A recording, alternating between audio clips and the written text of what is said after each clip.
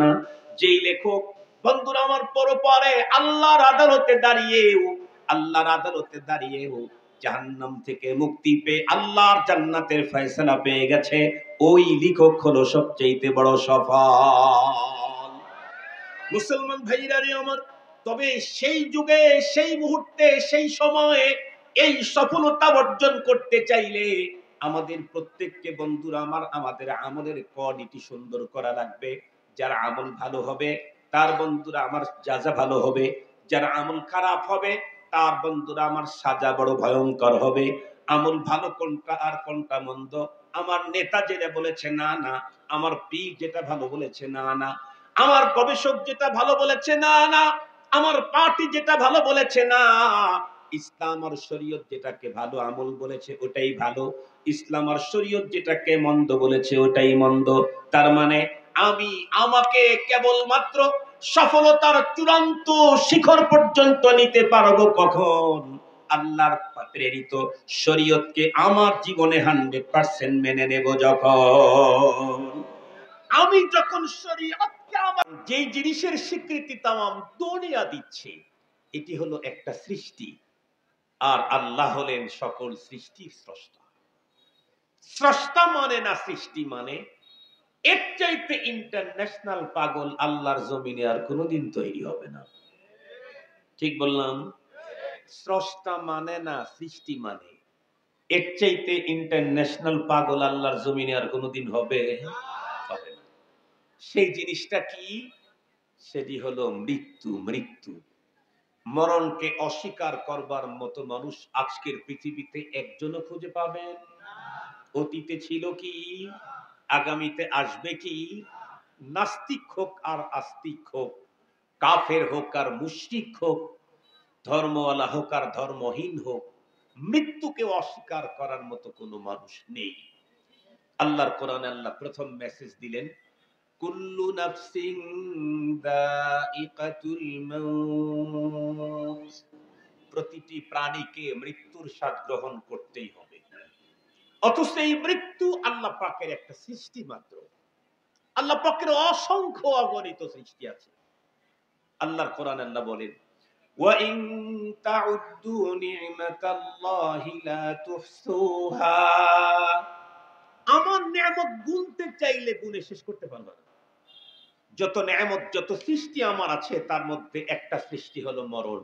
আল্লাহ পাক বলেন, হুয়াল্লাযী খালাকাল মাউতা ওয়াল হায়াতা লিয়াবলুয়াকুম আইয়ুকুম আহসানু আমালা। আল্লাহ পাক বলেন, তিনি ওই সত্তা যিনি মৃত্যু এবং জন্মকে তৈরি করেছেন মূলত তোমাদেরকে পরীক্ষা করবার জন্য। কে উত্তম আমল করে, এটাকে আল্লাহ তাআলা পরীক্ষা করার জন্য জন্ম আর মৃত্যুকে আল্লাহ তাআলা, হায়াত আর মউতকে আল্লাহ তাআলা তৈরি করেছেন। সেই মৃত্যুকে অস্বীকার করবার মতো মানুষ তামাম পৃথিবীতে একটাও নাই। খুব ভালো করে বুঝবেন, এটা প্রথম মেসেজ। দ্বিতীয় নম্বর মেসেজ কি? আল্লাহ পাক বলেন, ওয়া ইন্নাকুম তুওয়াফাউনা উজুরাকুম ইয়াওমাল কিয়ামাহ, মৃত্যুবরণ করার পরে তোমাদের প্রত্যেককেই, পৃথিবীর যত মানুষ তোমরা আছো, এদেশের ওদেশের বিদেশের, সাদা কালো, খাটো বেটে, লম্বা ভুটকু সুটকু যা আছে, প্রত্যেককেই দেওয়া হবে তার জীবনের কর্মের পূর্ণ প্রতিদান।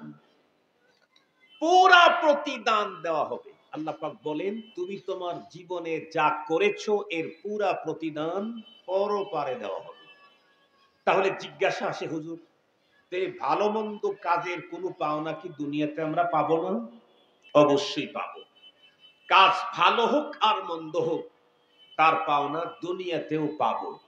তবে দুনিয়াতে যেটা পাবো এটা ফাইনাল, ফুল না, এটা হলো সিম্পল। যেমন কোরআন শরীফে আল্লাহ তাআলা বলেন,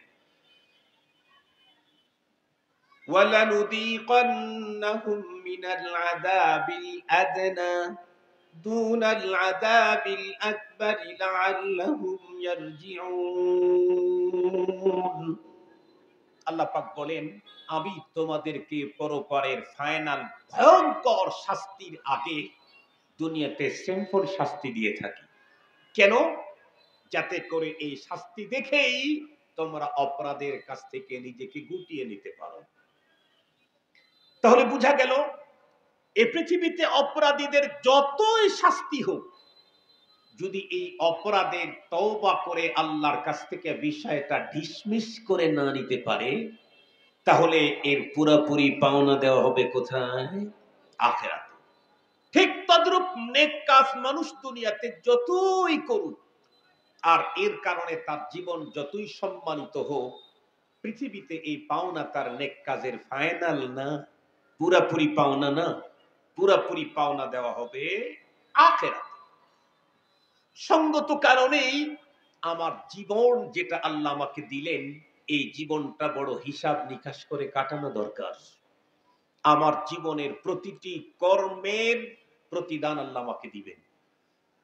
কোন কোন কর্মের প্রতিদান দিবেন কোরআন শরীফের ভিতরে আল্লাহ তাআলা তাও বলেছেন। আল্লাহ বলেন, ফামান ইয়ামাল মিসকালা দাররাতিন খায়রান ইয়ারাহু ওয়া মান ইয়ামাল মিসকালা দাররাতিন শাররান ইয়ারাহু। তোমার জীবনে যদি অনুপরিমাণ পরমাণু পরিমাণ যে কাজটা তোমার জীবনে আছে, এটার প্রতিদান তোমাকে দেওয়া হবে। তবে ভালো করলে প্রতিদান, একটু আওয়াজ করেন না ভাই, ভালো করলে, মন্দ করলে, আরো জোরে বলেন, মন্দ করলে মন্দ, ভালো করলে ভালো, মন্দ করলে মন্দ। রব্বুল আলামিন আরেক জায়গায় আরো বলেন, ওয়ালা ইউযলামুনা ফাতিলা, কার উপরে কিঞ্চিত পরিমাণে জুলুম করা হবে না। এমনকি ফেরাউনের উপরেও জুলুম করা হবে না, নমরুদের উপরেও জুলুম করা হবে না, হামানের উপরেও জুলুম করা হবে না, কার উপরে কিঞ্চিত পরিমাণে জুলুম করা হবে না। তবে পরপারে প্রত্যেককেই তার কৃতকর্মের প্রতিদান পুরাপুরি দেওয়া হবে, পুরাপুরি। যে ভালো করেছে তাকে ভালো দেওয়া হবে, যে মন্দ করেছে তাকে মন্দ দেওয়া হবে।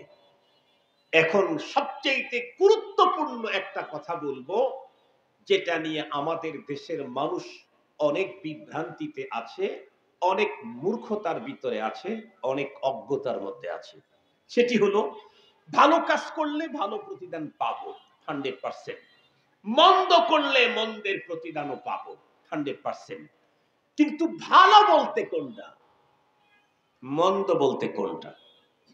ভালো বলতে কি বুঝায়, মন্দ বলতে কি বুঝায়? এই বিষয়টা আপনাদেরকে খুব গভীরভাবে, খুব কেয়ারফুলি এই বিষয়টা আপনাদেরকে শুনতে হবে। ভালো কোনটা আর মন্দ কোনটা? আমরা অনেক সময় দেশের বিভিন্ন জায়গায় বিভিন্ন দ্বীনি কাজে অংশগ্রহণ করতে গেলে কিছু মানুষকে দেখি যে ভালো কাজ সে করতেছে কিন্তু পদ্ধতিটা তার ভালো না। আমরা তখন বলি, ভাই আপনি এই কাজটা এইভাবে করতেছেন কেন? তখন বলে, হুজুর আপনি কি যে বলেন, এত কিছু মানলে কি আর ভালো কাজ করা যায়? এত কিছু মানলে কি আর ভালো কাজ করা যায়? আমি কি আমার জন্য করতেছি হুজুর? আমি তো দ্বীনের জন্যই করতেছি, দ্বীনের জন্য করতেছি। যেমন কথার কথা বলি, যেমন আপনাদের এই অঞ্চলের ভিতরে কোন এক আল্লাহর বান্দা নতুন ফ্যাক্টরি করছে। আল্লাহর বান্দা ফ্যাক্টরি করছে মাত্র, এখনো ব্যবসায় দাঁড়াইতে পারে নাই। ঠিক সেই মুহূর্তে আপনাদের ঈদগাহ মাঠের চতুর্দিকে বাউন্ডারি করবেন। কথার কথা বলতেছি, কথার কথা।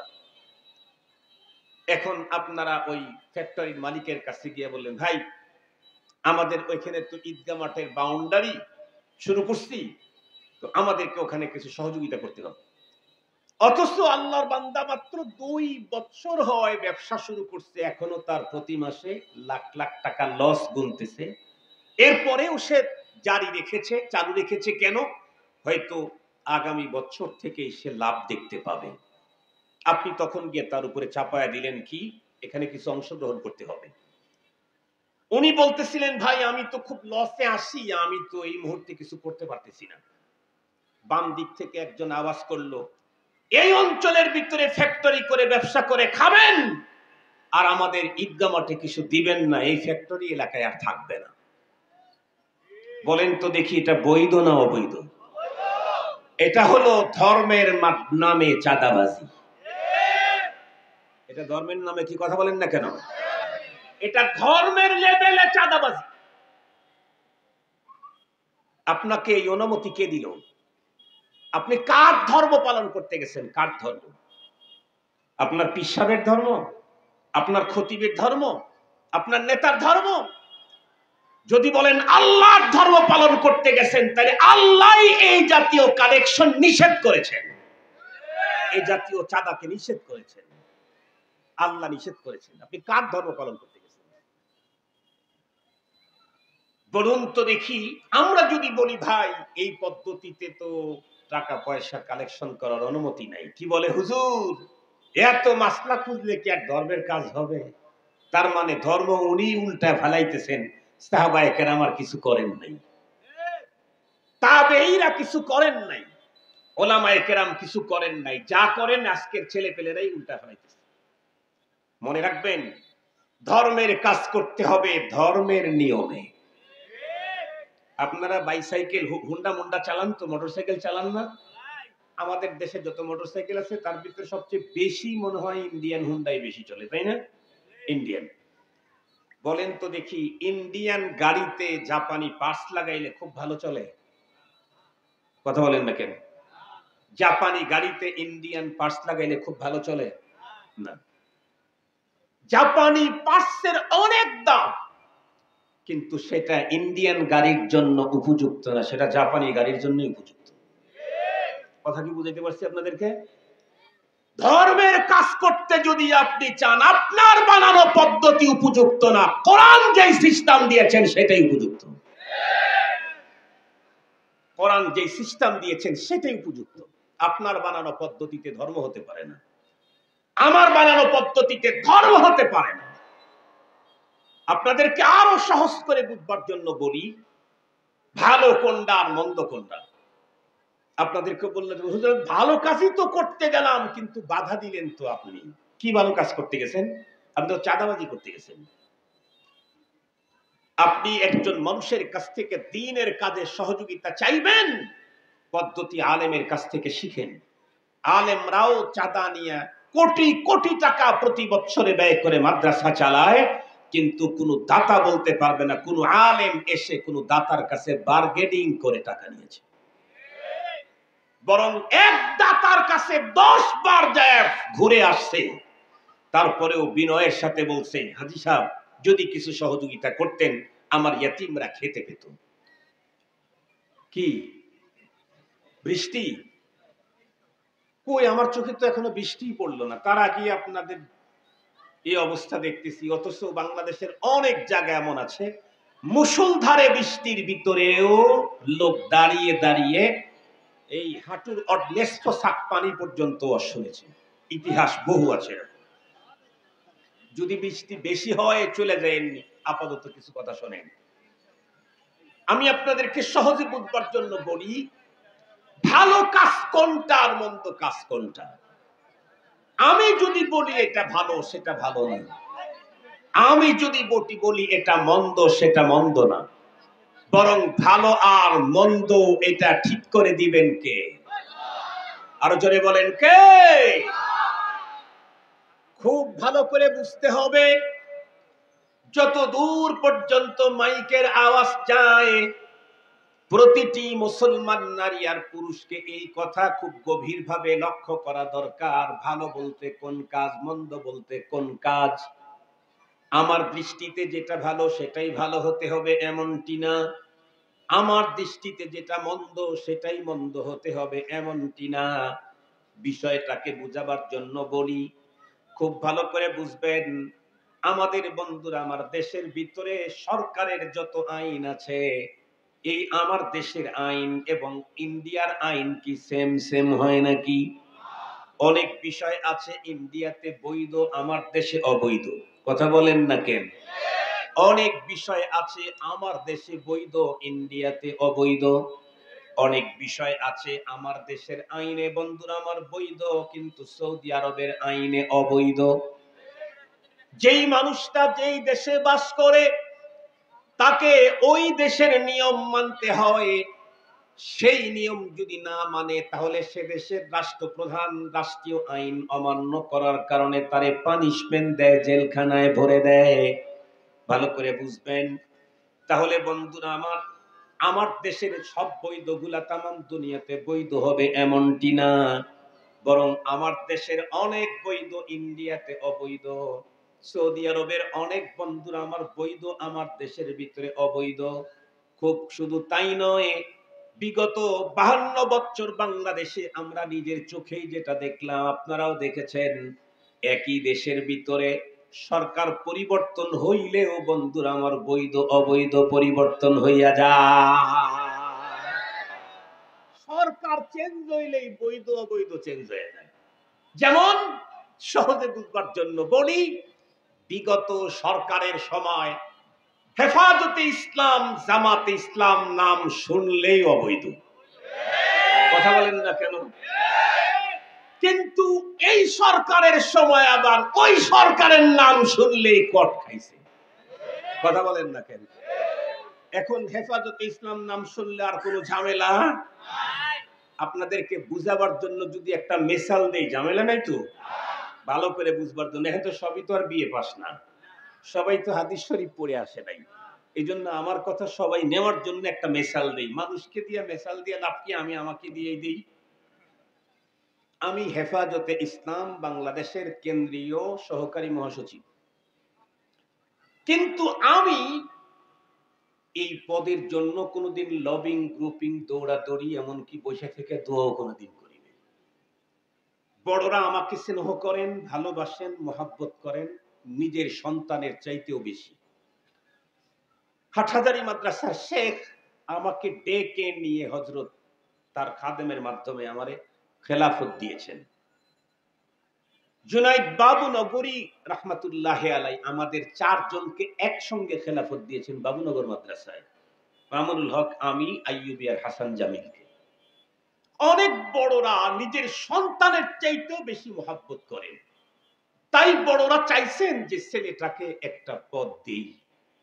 পদটা দিয়ে রাখছেন, আমি আর না করি নাই, কারণ ইসলামের নাম যেখানে আছে সেটা যদি সহি শুদ্ধ হয় আমি না করার কোনো সুযোগ নেই। ভুল ভ্রান্তি থাকলে সেখান থেকে সরে থাকতে হবে, ভুল ভ্রান্তি যদি না থাকে তাহলে তো আর সরে থাকার কোনো সুযোগ নেই। কিন্তু আমি, আপনারা বলেন, আমি কখনো হেফাজতের মিটিং মিছিলে আমাকে কখনো পাবেন না।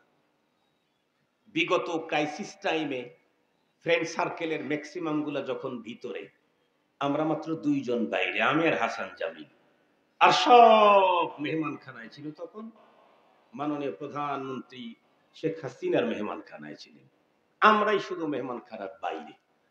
পরবর্তীতে আমরা একটু বাইরে আসতে চাইতেছি, তো তখন কিছু সংস্থার লোকের সাথে আমাদেরকে দেন দরবার করা লাগছে, কথা বলা লাগছে। একটা পর্যায়ে একটা সংস্থার অফিসে যাওয়ার পরে তারা আমাকে চ্যালেঞ্জ করলো, আপনি অমুক জায়গায় মিছিলে ছিলেন, অমুক মিটিং এ ছিলেন, আমাদের কাছে ভিডিও ফুটেজ আছে। আমি বললাম, না, আপনাদের ভিডিও হয়তো আপনি ভুল দেখেছেন, আর না হয় ভুল বলতেছেন। বলে, না দেখেছি। আমি বললাম, না দেখেন নাই। আমি যাই নাই, দেখবেন কেমনে? আমি যাই নাই, দেখবেন কেমনে? আমি বলতেছিলাম যে আমি যে সক্রিয় মিটিং মিছিল করছি এমনটি না। বড়রা যে পদ দিয়েছেন সেই পদকে আমি মুহাব্বতের সাথে গ্রহণ করেছি, তবে আমি আমার রাসূলের উপরই চলতাম এবং আমার জায়গা থেকে তাদেরকে সহযোগিতা করতাম। সেই সময় হেফাজত করি, এই অপরাধের কারণে আমার এলাকার কিছু মানুষ আমার বাড়িকে পোড়ায় দিতে চাইছে। সেই সময় অফিস আদালত কোন জায়গায় গেলে যদি বলতো হেফাজতের নেতা, তাইলেই কিন্তু খবর। সেই হেফাজতের নেতা এখনো আছি, শুধু 24 চলে গেছে, 25 আসছে, শুধু 36 জুলাই পার হয়েছে।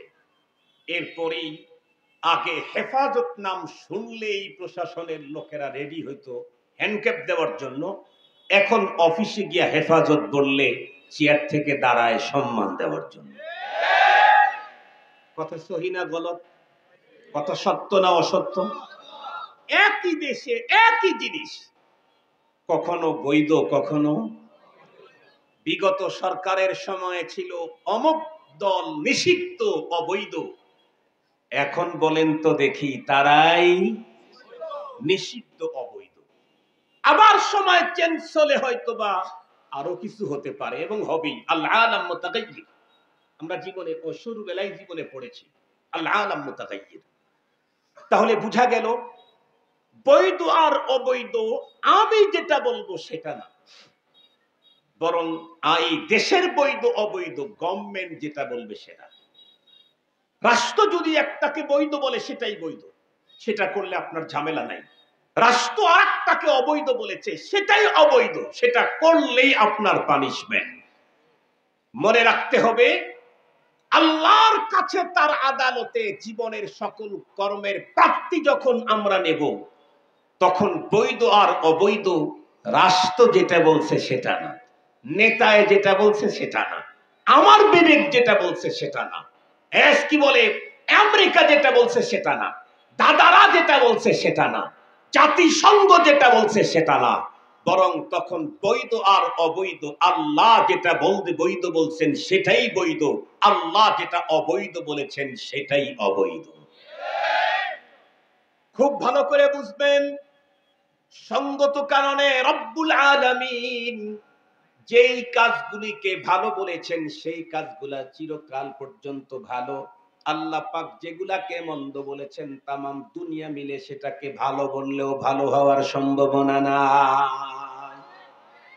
এ কারণেই আমি যদি পরপারে আল্লাহ পাকের আদালতে আমার জীবনের সকল কর্মের পুরা প্রতিদানটা আমি যেদিন পেয়ে যাব, সেদিন যদি আমি নিজেকে আনন্দিত পেতে চাই, বলুন তো দেখি ভালো কাজ বেশি করতে হবে নাকি মন্দ কাজ বেশি করতে হবে? নিঃসন্দেহে ভালো কাজ। ভালো বলতে কোনটা? আমার নেতায় যেটা বলছে না না, আমার পীর যেটা বলছে না না, আমার সমাজ যেটা বলছে না না, সুশীল সমাজ যেটা বলছে না না, কবিরা যেটা বলছে না না, মডেলটা যেটা বলছে না, ওপারের দাদারা কি বলছে সেটাও না, 7 সমুদ্রের 13 নদীর ওই পারের সাদা চামড়াওয়ালারা যেটা বলছে সেটাও না, বরং ইসলাম যেটাকে ভালো বলেছেন সেটাই ভালো, ইসলাম যেটাকে মন্দ বলেছেন সেটাই মন্দ। ইসলাম সুদ আর ঘুষকে মন্দ বলেছেন, কিয়ামত পর্যন্ত সুদ আর ঘুষ তামাম দুনিয়ার মানুষ ভালো বললেও 1 সেকেন্ডের জন্য তা কখনো ভালো হতে পারে না। কিন্তু দুঃখের বিষয় হলো এদেশের মুসলমান বড় ভয়ঙ্কর। আল্লাহর ঘর মসজিদে গেছে ওয়াজ শোনার জন্য। কার ঘরে? কথা বলেন না কেন, কার ঘর? মসজিদের মেম্বরে বসে খতিব সাহেব বক্তব্য দিচ্ছেন, লা তাকুলুর রিবা, তোমরা সুদ খেও না, কোরআনের কথা। আল্লাহর ঘরে বসে আল্লাহর কথা আলেম যখন বক্তব্য দেওয়া শুরু করে, সেই ঘরে অবস্থান করে সুদখোর মুসল্লি ইমামের বিরুদ্ধে অ্যাকশন নেওয়া শুরু করে। কথা বলেন না কেন? কার ঘরের ভিতরে কার বিরুদ্ধে অ্যাকশন নিতে গেল? আল্লাহর ঘরের ভিতরে আল্লাহর ওলির বিরুদ্ধে অ্যাকশন নিতে গেল। ওর অবস্থা কত বড় ভয়ঙ্কর হবে শুনে রাখেন। থানার ভিতরে ঢুকে কোনো ওসিকে যদি কেউ টেনে হেঁচড়ে বের করে দেয়, তাহলে হয়তো 5 মিনিটের জন্য ওসিকে হেনস্থা করা যাবে, টেনে হেঁচড়ে বের করা যাবে, কয়েকটা আঘাত করা যাবে, কিন্তু 3 ঘন্টা পরে যে ওসিকে তার কার্যালয় থেকে টেনে বের করেছে, ওকে তো এলাকায় পাওয়া যাবে না, আর বাবা মা মেয়েদেরকেও পাওয়া যাবে না। কথা বলেন না কেন? কথা বলেন না কেন? ওই ফ্যামিলির মেয়েরাও নিজের বাসায় থাকতে তখন নিরাপদ মনে করবে না, অথবা বাড়ি ওই এলাকায় থাকবে না। কেন? রাষ্ট্রের কাজে যাকে নিয়োজিত করা হয়েছে তাকে তুমি রাষ্ট্রের বানানো ঘর থেকে বের করে দিয়েছো, এত বড় ধৃষ্টতা তুমি দেখাইলা, তাহলে এই এলাকায় তোমার থাকার কোনো সুযোগ নাই। মনে রাখতে হবে, আল্লাহর ঘরে ঢুকে আলেমের বিরুদ্ধে যারা অবস্থান নেয় তাদেরকে দুনিয়ায় থাকার অধিকার থাকবে না। বের করে দিবেন কে? যদি বলেন বের করে দিবেন কে? ইন্না বাতশা রাব্বিকা লাশাদীদ, তোমার রবের ধরা বড় ভয়ঙ্কর। তবে রব যখন তখন ধরে না, সময় মতো ধরে, তবে ধরলে আর একটু জোরে বলেন, ধরলে আর ছাড়ে না। মুসলমান ভাইরা রে আমার, খুব ভালো করে বুঝবেন। বলতেছিলাম আল্লাহ পাক কোরআনে হাকিমের সূরা আলে ইমরানের 125-185 নম্বর আয়াতে কারিমাতে 4 মেসেজ দিয়েছেন। তার ভিতরে প্রথম মেসেজ হলো পৃথিবীর প্রতিটি প্রাণীকে মৃত্যুবরণ করতে হবে। দ্বিতীয় মেসেজ হলো পরপারে আল্লাহ পাক বলেন তোমাদের প্রত্যেককে তোমাদের কৃতকর্মের পুরোপুরি পাওনা দিয়ে দেওয়া হবে। সেই দিন পরপারে আল্লাহর আদালতে যেদিন কিঞ্চিত পরিমাণ কার উপরে জুলুম করা হবে না, ফিরাউনের মতো ভয়ঙ্কর কাফেরের উপরেও যেদিন জুলুম করা হবে না, নমরুদের মতো ভয়ঙ্কর কাফেরের বিরুদ্ধেও যেদিন বন্ধুরা আমার তার উপরে কিঞ্চিত পরিমাণে জুলুম করা হবে না, আবু জেহেলের উপরেও যেদিন কিঞ্চিত পরিমাণে জুলুম করা হবে না, নমরুদের উপরেও বন্ধুরা আমার যেদিন জুলুম করা হবে না, প্রত্যেক মানুষকে তার ন্যায্য পাওনা 100 দিয়ে দেওয়া হবে। আল্লাহ পাক রব্বুল আলামিন 3 নাম্বার মেসেজে বলেন ফামান যুহজিহা আনিন নারি ওয়া উদখিলাল জান্নাতা ফাকাদ ফাজ। সেই দিন যেই ব্যক্তি আল্লাহর আদালতে তার কৃতকর্মের প্রতিফল পেয়ে অবস্থাটা এমন হবে জাহান্নাম থেকে মুক্তি পেয়ে জান্নাতে ঢুকে যাবে, আল্লাহ পাক রব্বুল আলামিন বলেন এই লোকটাই প্রকৃত সফল। আমরা কাকে সফল মনে করি? আমরা মনে করি যেই বক্তা বক্তৃতা দিতে দিতে তাম দুনিয়ায় তার প্রচুর চাহিদা তৈরি হয়েছে, আন্তর্জাতিক বক্তা হয়েছে, উনি সফল। নো, তাম দুনিয়াতে বক্তব্য দিতে দিতে America, Canada, German, Japan, Pakistan, India যা আছে সব জয় করে ফেলছে, কিন্তু পরপারে যদি জাহান্নাম থেকে মুক্তি না পেয়ে জান্নাতে ঢুকতে না পারে, ওই বক্তা সফল বক্তা নয়। খুব ভালো করে বুঝবেন, কোন একজন কারি এমন উন্নত তিলাওয়াত করে যার তিলাওয়াতের কারণে তামাম দুনিয়া তাকে কোটি কোটি টাকা অফার করে নিয়ে যায়, আমরা মনে করি ইনি হলেন সফল কারি। না না না, প্রকৃত সফল কারি হল বন্ধুরা আমার ওই ব্যক্তি যেই ব্যক্তি পরপারে আল্লাহ পাক রব্বুল আলামিন যখন প্রতিটি মানুষের জীবনের পরিপূর্ণ পাওনা দিয়ে দিবেন, সেই দিন যেই সমস্ত মানুষগুলি জাহান্নাম থেকে মুক্তি পেয়ে আল্লাহর জান্নাতে ঢুকে যাবে তারাই হলো সফল। যেই কারি পরপারে জাহান্নাম থেকে মুক্তি পেয়ে জান্নাতে ঢুকবে সে সফল কারি। যে হাফেজে কোরআন 127 বন্ধুরা আমার রাষ্ট্রের সকল হাফেজদেরকে পিছনে ফেলে রেখে 1 নাম্বার হয়েছে, আমরা মনে করি সেই সফল। এটা বন্ধুরা আমার প্রকৃত সফলতা না, বরং যে হাফেজে কোরআন পরপারে আল্লাহর আদালতে জাহান্নাম থেকে মুক্তি পেয়ে আল্লাহ পাকের জান্নাত জিতে নিবে, সে হবে বন্ধুরা আমার প্রকৃত সফল হাফেজে কোরআন। আমরা তো ওই নেতাকে সফল নেতা মনে করি যে 20 বছর পর্যন্ত তার নেতৃত্বকে